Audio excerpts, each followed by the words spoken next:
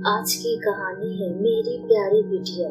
सुबह के 7:30 बजे जब ज्योति स्कूल के लिए तैयार हुई तो चुपके से ऊपर मम्मी के बेडरूम में गई। धीरे से डोर सरकाया, देखा तो सारा सामान बिखरा पड़ा था। नीचे ड्राइंग रूम में आई, पापा सोफे पर बेसुध से सो रहे थे। अपने रूम में आकर उसने अपनी गुल्लक में से 50 रुपए निकाल कर पॉकेट में रख लिया। बैग उठाकर स्कूल बस के लिए निकलने लगी तो सरोज आई ने पीछे से आवाज लगाई, ज्योति बेटा, आलू का पराठा बनाया है, खा लो। ज्योति ने मायूस नजरों से सरोज आंटी को देखा। नहीं आंटी, भूख नहीं है। सरोज ने जबरदस्ती टिफिन उसके बैग में डाला। ज्योति स्कूल के लिए निकल गई। सरोज सोचने लगी, बेचारी छोटी सी बच्ची, साहब और मेम साहब रोज के लड़ाई झगड़े से इस 13 साल की उम्र में कितनी बड़ी हो गई है। सरोज पिछले 10 सालों से नेहा व नरेश के यहाँ काम कर रही है।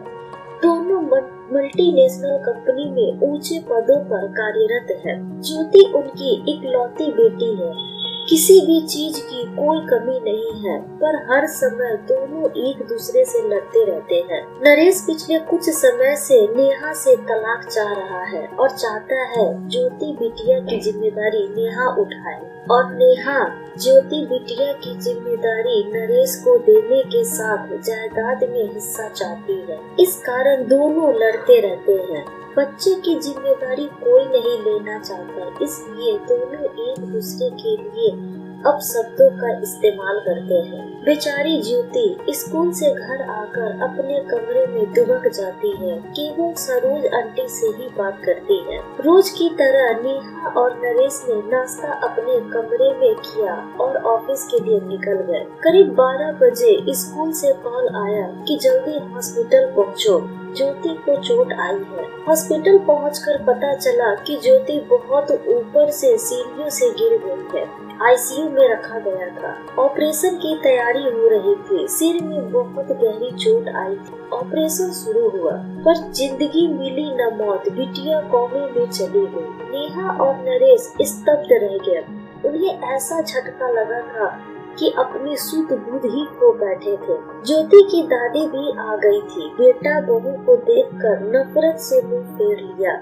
पूछताछ हुई। टीचर, स्टूडेंट्स सभी ने बयान लिए गए। यही पता चला कि बैलेंस बिगड़ने से नीचे गिर गई। 15-20 दिन कोई बदलाव न आने के कारण अपने साथ रह रही अपनी माँ को नरेश ने रोकना चाहा, पर उन्होंने आंखों में आंसू भरते कर कहा, तुम दोनों खूनी हो, तुम्हारी जिद मेरी पोती को खा गई। मैं उसे अपने साथ ले जाना चाहती थी, पर तुम दोनों ने उसे अपने अहम का मोहरा बनाकर उसकी ये हालत कर दी। ये कहकर माँ वापस अपने शहर चली गई। सरोज तब से सदमे में थी। फिर उसने जैसे तैसे होश संभाला। नरेश और नेहा से कहा, मेम साहब, मैं अब यहाँ नहीं रह पाऊंगी। इस घर की दीवारें मेरी ज्योति की सिसकियों से भरी है। उसे मैंने कभी अपनी गोद में तो कभी छिपकर रोते हुए देखा है। कभी तो मेरा मन किया कि उसे लेकर भाग जाऊं, पर मैं डरपोक थी, ऐसा नहीं कर सकी। अगर चली जाती तो शायद वो आज इस हालत में न होती। नरेश और नेहा के पास अब शायद कहने को कुछ नहीं था। जैसे जैसे दिन बीत रहे थे, उनका लड़ाई झगड़ा एक अजीब सी बर्फ में तब्दील हो चुका था। उनकी सारी भावनाएं अंदर ही अंदर एक खामोशी अख्तियार कर चुकी थी। सारा दिन बेमन से दोनों ऑफिस का काम करते, हॉस्पिटल में एक दिन कल अकेले ड्यूटी देते। बैग में पड़े पैसे, जमीन जायदाद सब बेकार से लग रहे थे। 3 महीने बीत चुके थे। संडे का दिन था। बड़ी मुश्किल से नेहा ने ज्योति के रूम में जाने की हिम्मत जुटाई। वैसे भी महीनों दोनों उसके कमरे में कदम नहीं रखते थे। कैसे माँ बाप थे वो दोनों। उसका रूम, उसका बेड, तकिया, उसकी किताबें, उसकी पेंसिल, पेन, स्कूल बैग सब वैसे ही रखा था। अलमारी खोली तो उसके कपड़े नीचे गिर पड़े। उसका हल्का ब्लू नाइट सूट जिसे वह अक्सर पहना करती थी। नेहा रोती हुई अलमारी से सामान निकालने लगी, तभी उसके हाथ एक ब्लू कलर की डायरी लगी। उसने कांपते हाथों से उसे खोला। आगे के कुछ पेज फटे हुए थे। पेज दर पेज टूटे दिल की दास्तां छोटे छोटे टुकड़ों में दर्ज थी। मम्मी पापा, मैं आपको डियर नहीं लिखूंगी, क्योंकि डियर का मीनिंग प्यारा होता है। पापा, आप मम्मी को कहते हो कि तुम्हारी बेटी, और मम्मी आप पापा को कहते हो तुम्हारी बेटी। आप दोनों यूँ क्यों नहीं कहते हो हमारी बेटी।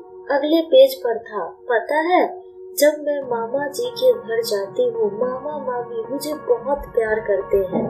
मामी अन्नू को जब प्यार से मेरा बच्चा कहती हो तो मुझे लगता है कि क्या मैं प्यारी बच्ची नहीं हूँ। मामा और मामी आपका सारा कहना मानती हूँ, फिर भी आपने मुझे कभी प्यारी बच्ची नहीं कहा। अगले पेज पर था, मम्मी जब मैं बुआ के घर जाती हूँ तो बुआ मुझे बहुत प्यार करती है, पर खाना नच की पसंद का बनाती है। मम्मा मुझे भी राजमा बहुत पसंद है। मैंने कहा था कि आप बनाओ तो आपने कहा मुझे मत तंग किया करो, जो खाना है सरोज आंटी को बोला करो।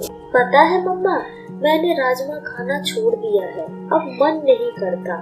अगले पेज पर था, पापा मैं आपके साथ आइसक्रीम खाने जाना चाहती थी, पर आपने कहा आपके पास फालतू चीजों के लिए टाइम नहीं है। पापा जब जीनू मासी और मौसा जी मुझे और विपुल को आइसक्रीम खाने ले जा सकते हैं, तो फिर वो क्यों नहीं कहते कि ये सब फालतू चीजें हैं।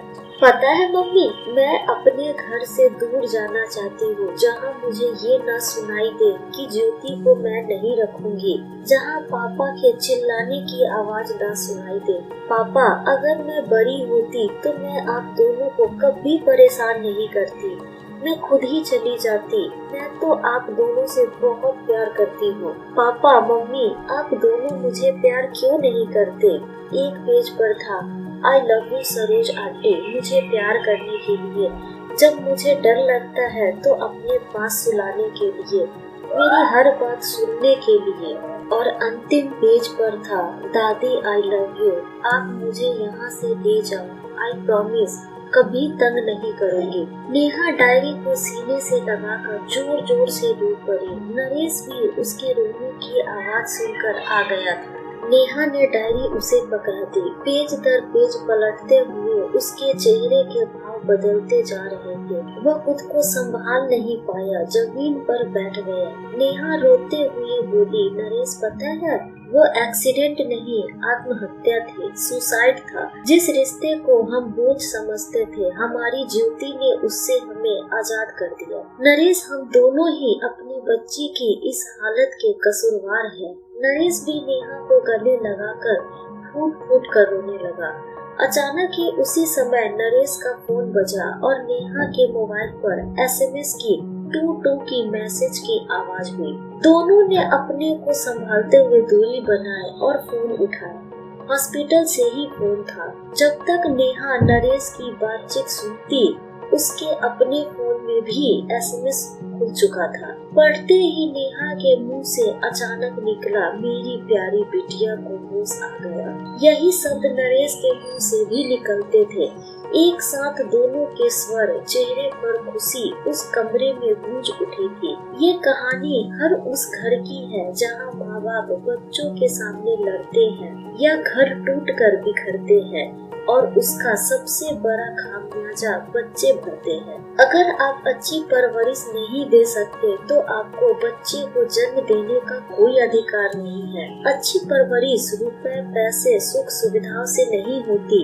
इसका मतलब यह है कि आप बच्चे की जरूरत के समय उसके कितने करीब है। उसे महंगे खिलौने या सुख सुविधाएं नहीं, बल्कि आपके साथ खेलने कूदने, मस्ती, लाड़ प्यार का समय चाहिए। तो दोस्तों, यह थी हमारी आज की कहानी। आपको यह कहानी कैसी लगी हमें कमेंट करके जरूर बताएं। साथ ही लाइक एंड सब्सक्राइब करना ना भूलें। धन्यवाद।